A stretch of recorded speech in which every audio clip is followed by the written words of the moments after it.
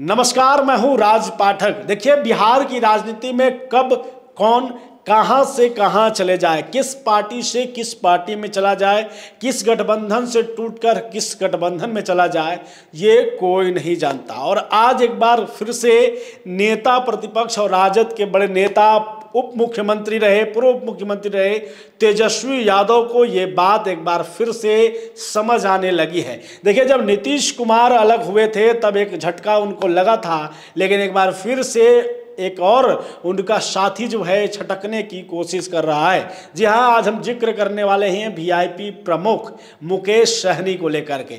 मुकेश सहनी से जिस तरीके से लगातार एनडीए का तमाम खेमा जो है वो संपर्क साधने की कोशिश कर रहा है, और जिस तरीके से मुकेश सहनी तेजस्वी यादव को लेकर के दूरी बनाए हुए हैं, कई मामले जो हैं इसमें सामने आ रहे हैं, कई सवाल इसमें पैदा हो रहे हैं। क्या मुकेश सहनी एक बार फिर से अपनी पुरानी जो पार्टी रही है, जिधर से उन्होंने गठबंधन करके सत्ता में एक बार वापसी किए थे, क्या एक बार फिर से उधर ही जाने का विचार कर रहे हैं? मुकेश सहनी का प्लान क्या है? हालांकि उन्होंने स्पष्ट नहीं किया है, लेकिन जिस तरीके से एनडीए के नेता उनसे मिल रहे हैं, जदयू के नेता मिल रहे हैं उनसे, उसके बाद कई मामले सामने आ रहे हैं। देखिए, वही मुकेश सहनी है जो 2024 के दौरान तेजस्वी यादव के साथ हेलीकॉप्टर में बैठकर उनकी तमाम सभाओं में जा रहे थे। यहां तक कि ऐन मौके पर, महत्वपूर्ण समय पर राजद ने अपने कोटे का सीट जो है वो मुकेश सहनी वीआईपी पार्टी को दिया था, और उन्होंने कहा था कि आप इस सीटों पर चुनाव लड़िए।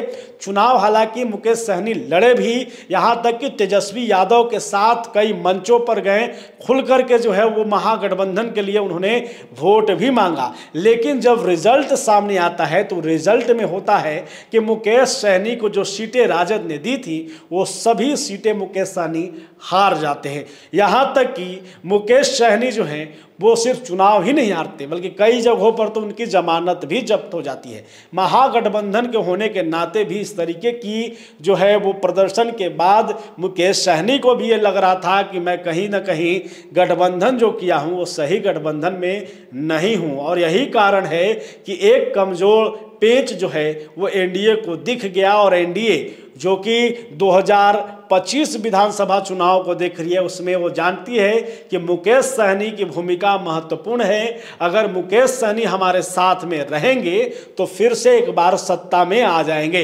एक बार हम आपको अगर लेके चले 2020 चुनाव की ओर, जहां पर मुकेश सहनी एनडीए से चुनाव लड़े थे, लेकिन किस हाल में चुनाव लड़े थे ये भी आप जान लीजिए। मुकेश सहनी जो कि महागठबंधन का हिस्सा थे, लेकिन जब सीटें उन्हें नहीं मिल रही थी तो भरे मंच पर प्रेस कॉन्फ्रेंस के बीच उन्होंने यह कहते हुए तेजस्वी यादव के सामने छोड़ दिया कि हमारे साथ गठबंधन में सही नहीं हो रहा है, और उन्हें तेजस्वी यादव के सामने से उठकर वो चले गए थे। उसके बाद वो एनडीए में शामिल हुए और एनडीए में वो सीट भी जीत कर लाए। 4 सीटें वो जीत करके जो है वो विधानसभा में पहुंचे थे। हालांकि वो खुद का सीट हार गए थे, लेकिन जो है एनडीए ने एमएलसी बनाया उनको और मंत्री पद उनको दिया था।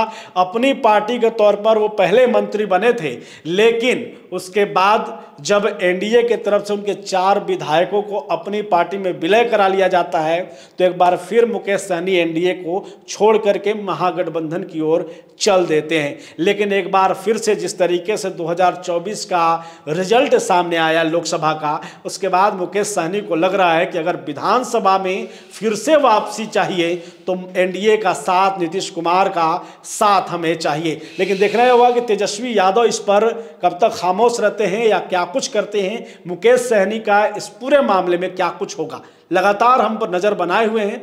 देखते रहिए हमारे साथ बुलेट न्यूज़ टीवी।